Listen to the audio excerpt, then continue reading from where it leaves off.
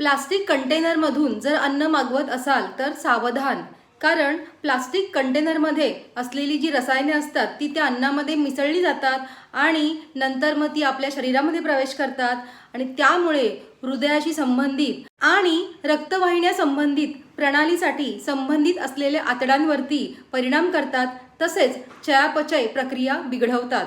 तज्ज्ञांच्या मते या रसायनांमध्ये बिसफेनॉल म्हणजेच BPA आणि थॅलेट्स असतात, ज्यामुळे हृदयाच्या कार्यामध्ये अडथळे येतात। शरीराच्या गरजा पूर्ण करण्यासाठी रक्तपुरवठा महत्त्वाचा असतो, परंतु तोच रक्तपुरवठा करण्यामध्ये हृदयाच्या कार्यामध्ये अडथळे येतात।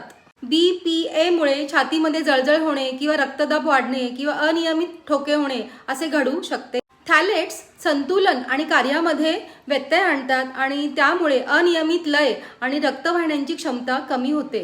या दोन्ही रसायनांचा वापर प्लास्टिकची लवचिकता आणि टिकाऊपणा वाढवण्यासाठी होतं आणि जेव्हा अन्न ह्या प्लास्टिकच्या डब्यातून आणलं जातं आणि ते मायक्रोवेव्हमध्ये आपण गरम करतो तेव्हा ही दोन्ही रसायनं ही एकत्र येतात, त्यांचं संमिश्रण होतं। म्हणजे बघा ते किती घातक आहे। त्यामुळे मित्र हो, जर तुम्हाला अन्न बाहेरून आणायचंच असेल तर तुम्ही स्वतःचे स्टीलचे डबे घेऊन जात जा आणि त्यातून गरम अन्न आणत जा।